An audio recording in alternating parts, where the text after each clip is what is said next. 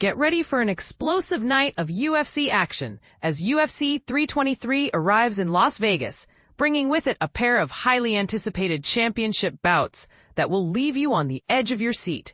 In the main event, the UFC bantamweight champion, Dvalishvili, aims to make history by defending his title for the fourth time in a calendar year.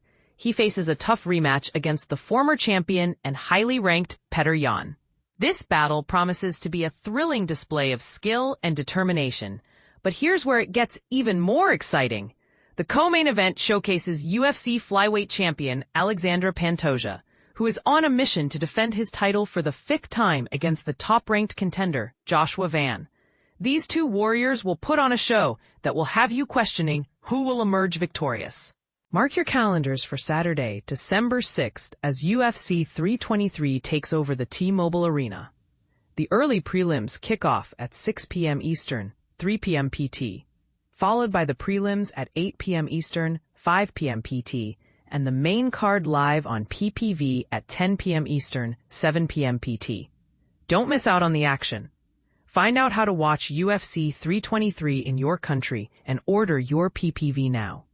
Live results, fight recaps, and exclusive backstage interviews will keep you updated throughout the event. Now let's dive into the preliminary fights that set the stage for this epic night of combat sports. Brunno Ferreira versus Marvin Vettori.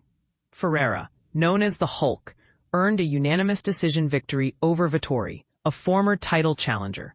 Despite coming in over the no-weight limit, Ferreira's relentless hustle and powerful strikes gave him the edge.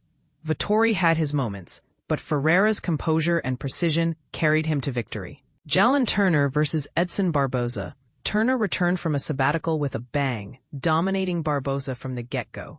The tarantula cut Barboza early on and controlled the pace, landing devastating blows that left Barboza reeling. Turner's measured approach paid off, securing a first-round TKO victory. Iwo Baraniewski versus Aslan. This fight was an absolute barn-burner.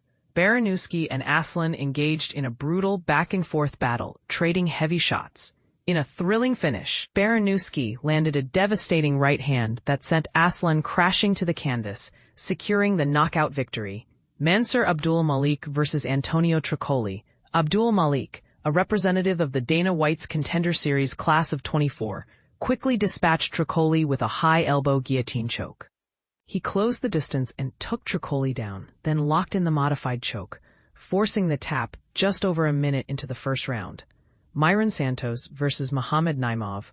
Santos, the winner of TUF 32's featherweight division, opened UFC 323 with a dominant performance. Despite missing weight, he controlled the early exchanges and landed a devastating right hand in the third round, prompting the stoppage.